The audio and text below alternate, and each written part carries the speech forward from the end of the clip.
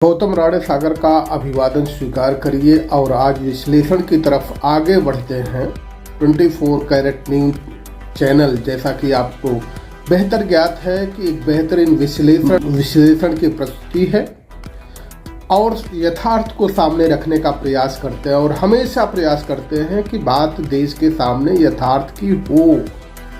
आज एक तरह से लोगों में लगता है कि सनक चढ़ गई है या उनके अपने व्यक्तिगत कोई एजेंडे हैं, ये तो वही जाने, लेकिन जो भारत की भूमि पे दिख रहा है और ख़ास तौर से जो देश में माहौल बनाने की कोशिश की जा रही है वह माहौल तो ये लगता है कि शायद कोई एक अलग ही हथकंडा शुरू हो गया है।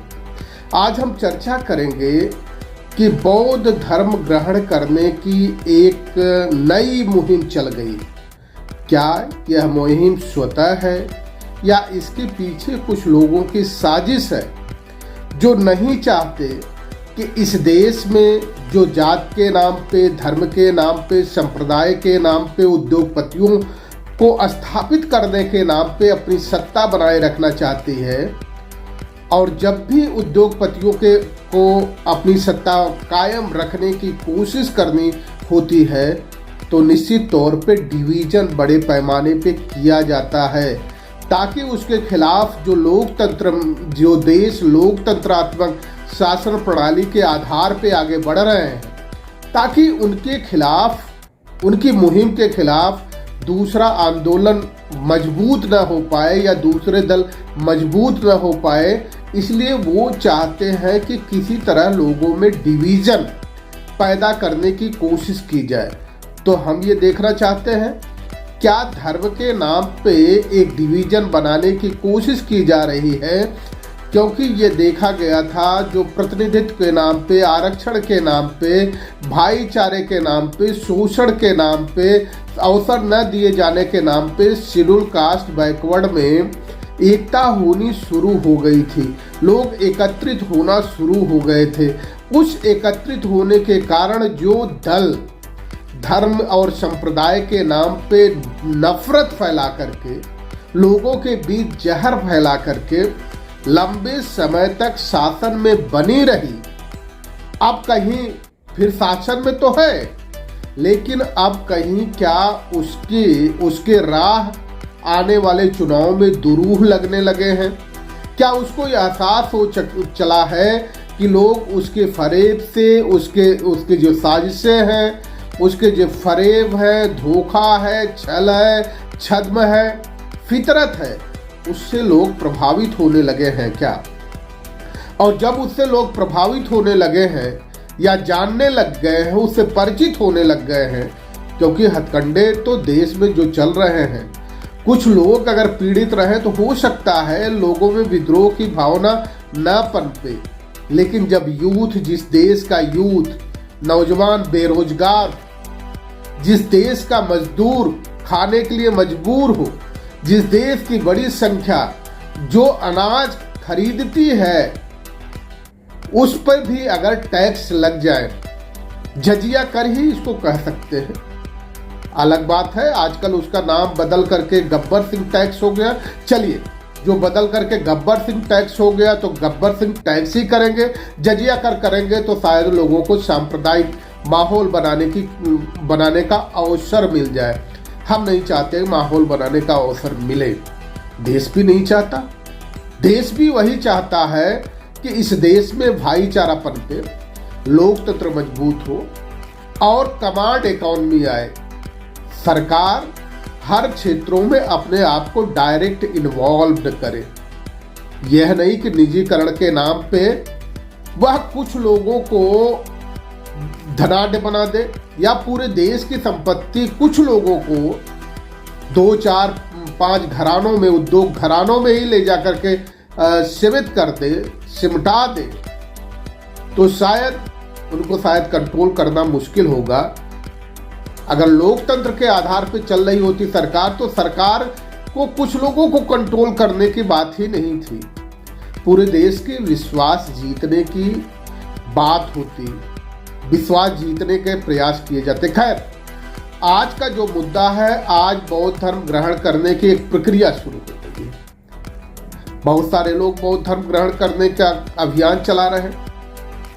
तो आपके बीच इस विषय पर जब हम चर्चा करते हैं, आपके लिए भी कहते हैं कि एक विश्लेषण करिए, कहीं ये कि भाजपा का हथकंडा तो नहीं।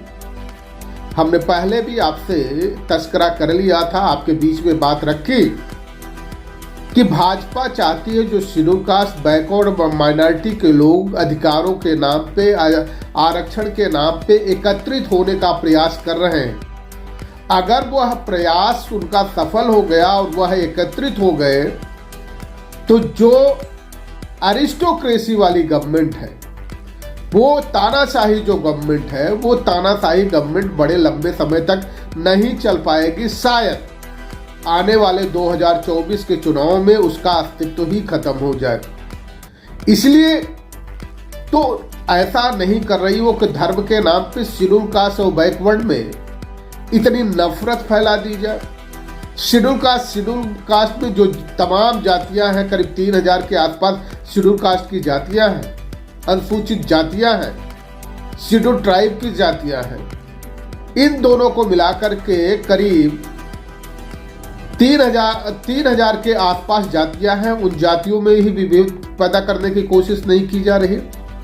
इसी के आधार पे धर्म के नाम पे लोगों को जब धर्मांतरण का कार्यक्रम चलेगा और ये लोग कोशिश करते हैं, ये प्रचारित करते हैं कि धर्म परिवर्तन करते हैं, तो कहीं भाजपा का एजेंडा तो नहीं है। क्योंकि इससे साफ स्पष्ट दिखता है कि अगर ऐसा हुआ तो जो भाईचारे की एक लकीर खींची जा रही थी उसमें अवरोध उत्पन्न हो जाएगा। हमारे जो साथी, हम ये नहीं कह रहे हैं कि वो किसी के इशारे पे काम कर रहे हैं, लेकिन ये जरूर संदेश देना चाहेंगे कि क्या आप विश्लेषण करेंगे हमारा देश, भारत देश में धर्म कैसे पनपता है, धर्म का उदय कैसे होता है। चलिए बहुत पहले नहीं जाएंगे, 3री शताब्दी से लेते हैं, जब एक महावीर जैन ने जैनिज्म फैलाया, जैन धर्म की स्थापना की, और दूसरी तरफ ये सच है सिद्धार्थ ने बौद्ध धर्म की स्थापना की, बौद्ध धर्म का प्रचार किया, बौद्ध धर्म का प्रसार किया, तथागत गौतम बुद्ध के नाम से जाने गए। लेकिन दुनिया में और खास तौर से पूरे एशिया में फैलाने का काम सम्राट अशोक ने किया, और सम्राट अशोक अगर नहीं होते तो बौद्ध धर्म इतने बड़े पैमाने पे नहीं फलता फूलता, नहीं प्रचारित होता, नहीं प्रसारित होता। तब ये देख ले, क्या यह मान ले कि जब तक सत्ता का समर्थन नहीं मिलता धर्म को, धर्म बड़े पैमाने पे प्रचारित और प्रसारित नहीं हो सकता। इस दृष्टिकोण से को भी समझने की जरूरत है।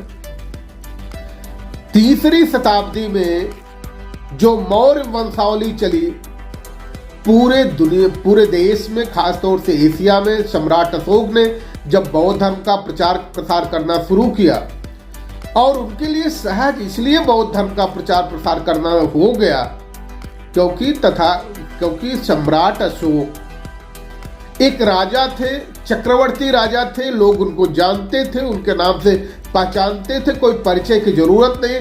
जब उन्होंने बौद्ध धर्म का प्रचार प्रसार किया, वो अलग विषय है कैसे बौद्ध धर्म की तरफ वो आकर्षित हुए, वो विषय वृहद हो जाएगा, बाद में बात करेंगे। इसके बाद कहते हैं 3री शताब्दी तक उनका चला।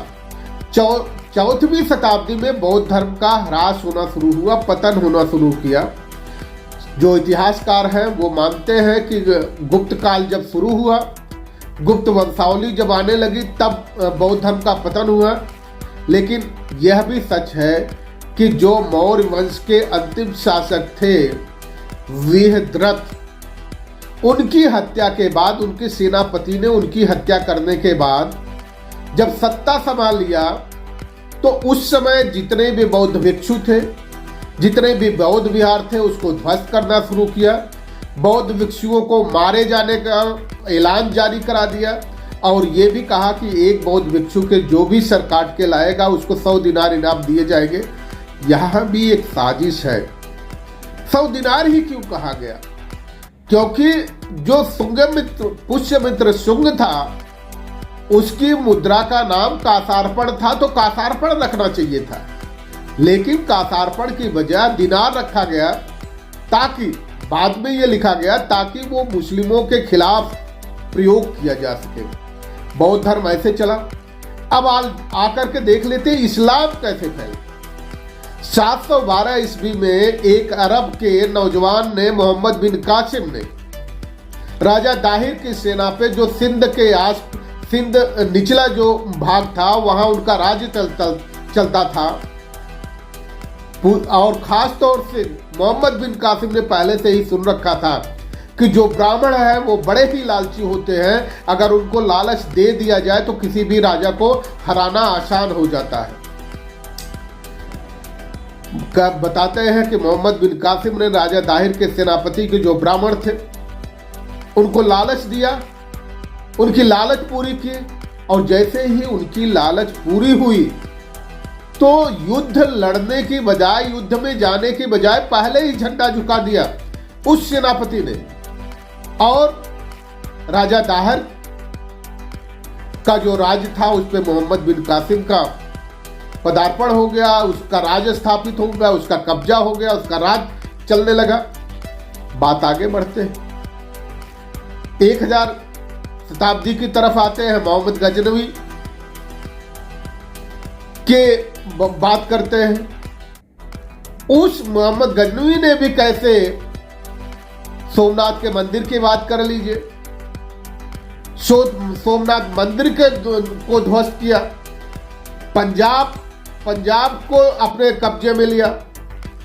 यह सारी चीजें जब अपने कब्जे में ली, अब कब्जे में लेने के बाद यहां से शुरू हुआ इस्लाम धर्म का फैलना, प्रचार होना, और बात धीरे धीरे आगे बढ़ती चली गई।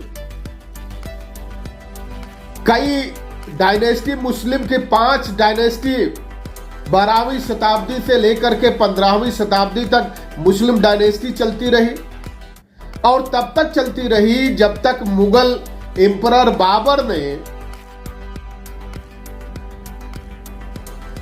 इब्राहिम लोधी को पराजित नहीं कर दिया 1526 में। तब तक वो डायनेस्टी चलती रही, और जब बाबर ने पराजित किया तो बाबर ने 1526 से लेकर के 1530 तक राज किया। इसके बाद हुमायूं का नंबर आ गया 1530 से लेकर के 1556 तक। 1556 से लेकर के अकबर का पीरियड आया 1605 तक। 1605 के बाद जहांगीर का पीरियड आया, शाहजहां का पीरियड आया, और इसके बाद औरंगजेब का पीरियड आया। यहां से इस्लाम का प्रचार प्रसार शुरू हुआ। 2 धर्मों का प्रचार प्रसार हमने आपको बता दिया कि कैसे राजाओं द्वारा ही प्रचार प्रसार धर्म का होता है। राजाओं का जब तक संरक्षण न मिले धर्म का प्रचार प्रसार नहीं हो सकता, बढ़ नहीं सकता। अब आ जाते हैं कि किस तरह से ईसाईयत फैली भारत देश में।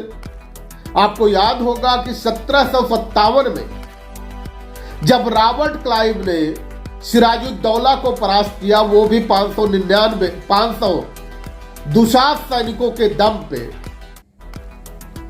और इसके बाद 1818 में 1 जनवरी 1818 को कोरेगांव की घटना आप भूल नहीं सकते, जब 499 महार और 1 मातंग ने मिलकर के